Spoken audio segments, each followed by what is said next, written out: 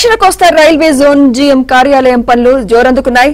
సిరిపురంలోని వీఆర్డీఏ నిర్మించిన the deck భవనంలోని 6-7 అంతస్తులను రాష్ట్ర ప్రభుత్వం కేటాయించింది. శాశ్వత భవన నిర్మాణం పూర్తి కావడానికి 2-3 ఏళ్లు సమయం పట్టే అవకాశం ఉంది.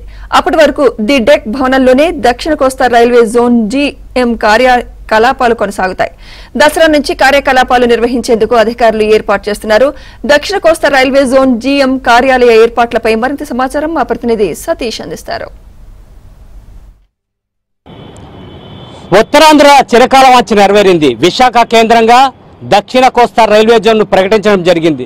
ప్రస్తుతం సిరిపురం ప్రాంతంలో నా వెనుక కనిపిస్తున్న భవనమే ఈ ది డెక్. విఎంఆర్డీఏ ఆధ్వర్యంలో నిర్మాణం చేసిన ది డెక్లో 6-7 అంతస్తుల్లో జీఎం కార్యాలయాన్ని ఏర్పాటు చేయడం జరిగింది. మరికొద్ది రోజుల్లోనే ఈ విఎంఆర్డీఏ ఏదైతే ఈ యొక్క ది డెక్ ఉందో ఇదే భవనంలో 6-7 అంతస్తుల్లో జీఎం కార్యాలయం రాబోతుంది.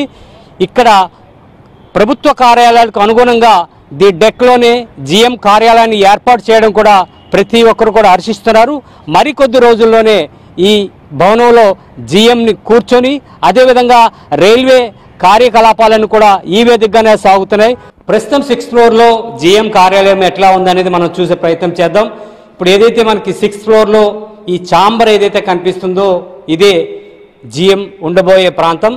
జీఎం ఛాంబర్ ఏదైతే లెఫ్ట్ సైడ్ ఉందో ఇదంతా కూడా జీఎం క్యాబిన్. అదేవిధంగా ఆయనకు సంబంధించిన ఓఎస్డీ సెక్రటేరియట్, ఆయన ఛాంబర్, ఆయన వ్యక్తిగత కార్యదర్శి అందరూ కూడా లెఫ్ట్ సైడ్ ఉంటారు.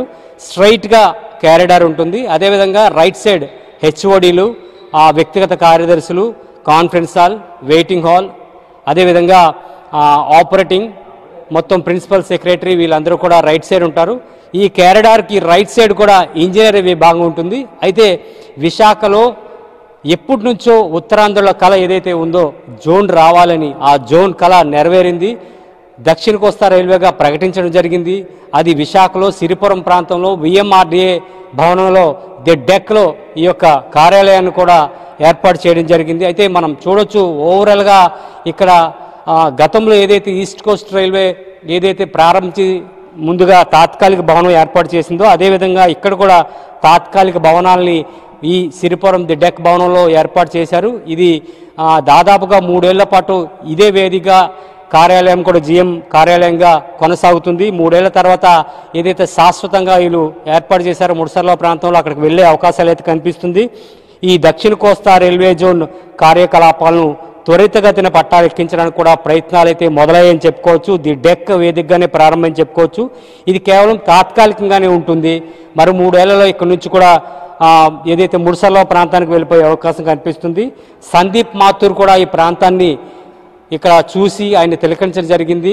ఈ చాలా అద్భుతంగా ఉంది, ఈ ప్రాంతాన్ని ఎంచుకోవడం కూడా చాలా బాగుంది అని కూడా ఆయన చెప్పడం జరిగింది. ఎందుకంటే సిటీ సెంటర్లో ప్రభుత్వ భవనాలు, ప్రభుత్వ అధికారులు ఉంటున్న ప్రాంతానికి అతి దగ్గరలో ది డెక్ భవనంలో కూడా ఈ రైల్వే జీఎం కార్యాలయం ఏర్పాటు చేయడం కూడా తనకు కూడా నచ్చినట్లు ఆయన కూడా చెప్పారు.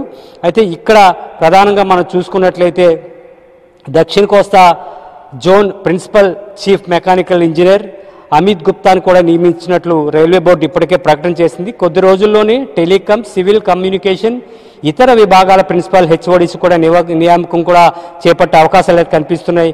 వీరికి అదనంగా మరో 30 మంది అధికారులు, 1000 మంది ఉద్యోగులు ఇందులోనే కార్యకలాపాలు కొనసాగించేందుకు కూడా వీలుగా 6-7 2 అంతస్తుల్లోనూ కూడా జీఎం కార్యాలయాన్ని కూడా ఇక్కడే ప్రారంభించడం తెలుస్తుంది. అయితే భువనేశ్వర్లో కూడా ఇదే తరహాలో ముందుగా తాత్కాలిక భవనాన్ని ఏర్పాటు చేసిన తర్వాత శాశ్వత భవనాన్ని కూడా ఏర్పాటు చేయడం ఏదైతే మాదిరిగా ఉందో ఇక్కడ విశాఖలో కూడా ది డెక్ భవనంలో కూడా ఇదే విధంగా ఏర్పాటు చేశారు తెలుస్తుంది.